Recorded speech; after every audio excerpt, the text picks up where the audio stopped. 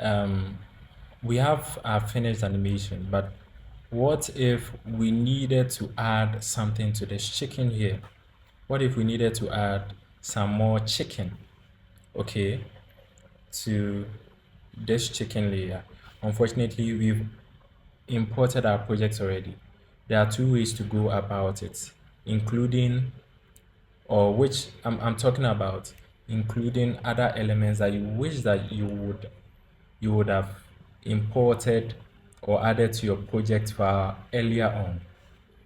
So again, we can have the file, maybe it's an extra chicken we want to add. This is a PNG, okay, and we want to add it to the project. We can do the normal import, right click, import file, and then we go into, import file, and then we go into the chicken project to select the extra chicken, or again, we can do a drag and drop, and then we'll have our chicken here. So when we bring our chicken over here, you can see the chicken making an appearance here. Okay, but what if we wanted to add it to the Photoshop project, or we needed it to appear within the Photoshop project? Remember, we started this whole thing in Photoshop. So let's go back to Photoshop, and then this is chicken. This is the chicken layer. And it is good that we have our layer as a smart object. Okay, a smart object simply means I can double click, go inside like a pre-composition.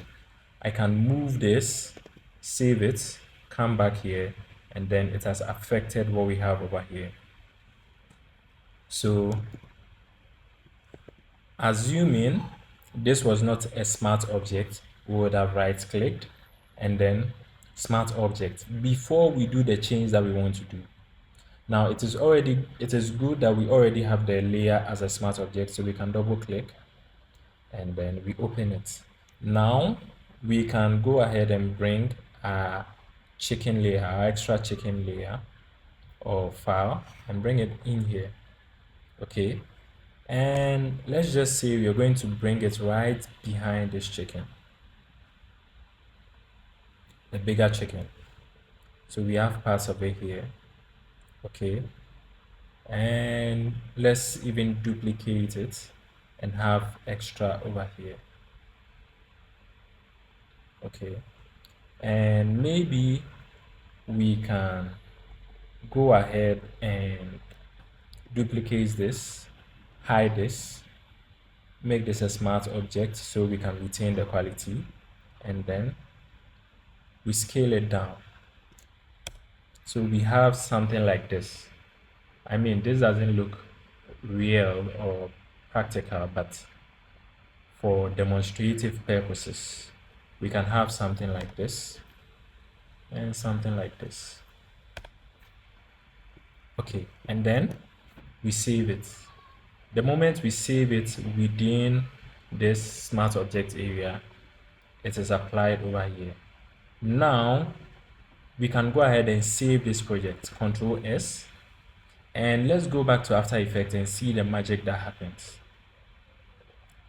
You can see that our After Effects project has been changed, or our chicken layer has been altered. Okay, so these are some of the things that we can do, or you can do, when you realize you've made a change, or you didn't include certain things, or you need to make certain changes to layers, and those changes are impossible to do within After Effects but possible within Photoshop. Now, if I introduce a new layer over here, let's say a black layer over here, and then I save, Control S, and then I go to After Effects, it's not going to show. The new layer is not going to show over here. You get it? It's not going to show. So this is the reason why it is good to have all your files prepared before you import and start animating in After Effects.